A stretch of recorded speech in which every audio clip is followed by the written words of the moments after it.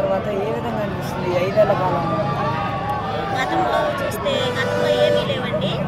ఇప్పుడు చూస్తే అన్న వచ్చిన తర్వాత, జగన్ అన్న వచ్చిన తర్వాత అమ్మాయిలకి మంచిగా చదువులు కానీ, ఇంగ్లీష్ మీడియం చెప్పేయడం, పోతే అమ్మఒడి, నాడు నేడు అని స్కూల్ గతంలో పట్టించుకున్న వాళ్ళే లేరండి.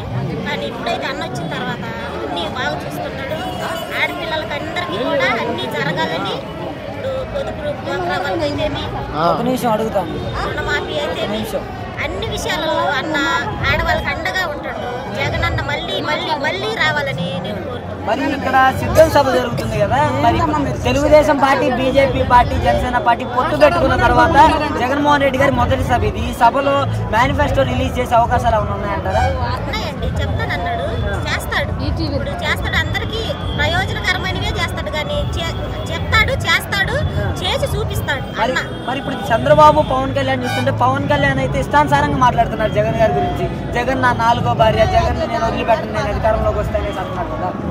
అవన్నీ అందరు చూస్తున్నారు. ఎవరి భార్య, 4వ భార్య అనేది, ఎవరికి ఎంతమంది భార్యలు చేసుకొని వదిలేసి ఇప్పుడు ఎలాగున్నాడో అందరూ చూస్తున్నారు. అందరు చెప్తారు, బుద్ధి చెప్తారు, ఖచ్చితంగా చెప్తారు. ఫైనల్ గా జగన్మోహన్ రెడ్డి గారికి 170 స్థానాల్లో ఎన్ని స్థానాలు రావచ్చు? అన్నీ వస్తాయండి.